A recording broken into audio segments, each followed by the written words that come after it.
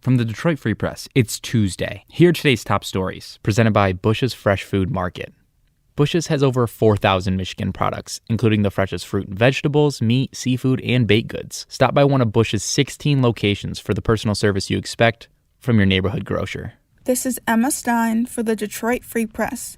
Kids in southeastern Michigan will have to walk or find a new ride to school for the foreseeable future after both the Melvindale, Northern Allen Park, and Grosse Isle school districts suspended their general education bus services. Melvindale Northern Allen Park Superintendent Kimberly Serrano credited the shortage of bus drivers to fears surrounding the pandemic. Others have cited a nationwide bus driver labor shortage. Some schools say that they're offering incentives like higher wages, but the jobs remain unfilled. Parents are now left scrambling to find rides for their kids as they are juggling work, errands, and kids who are at different schools. They say it will impact their kids' learning as well. One parent said, "Transportation is out of the child's control. No children should be penalized for being late or absent due to this. It's not fair to the students or the parents." For more on this, check out freep.com. This is Chanel Stitt from the Detroit Free Press. Viva La Vida Imports has been a pop-up shop in Detroit's Eastern Market for years, and now it is a storefront in the same area. The new store is Mexican, female, and LGBTQ+ owned, and it sells artisan handmade trade products from Mexico. It was already a popular store with 28,500 followers on Instagram and 50% of their sales taking place online. The items range from home decor and native wood carvings to apparel and accessories. There are skulls throughout the entire store, which is important to Mexican culture, and it represents death and rebirth. The store owners have a goal to share and preserve their culture with Detroit. So to find these items, they travel to Mexico 2 times a year to find the handmade items from artisans who are their friends and family. The owners, who are engaged, want to communicate the beauty of Mexico through art, and they said this is just the beginning of their journey. I'm Susan Tompor, and I'm a columnist with the Detroit Free Press. The newly expanded child tax credit has been a godsend for many families who saw that money pop up just in time to cover back-to-school bills.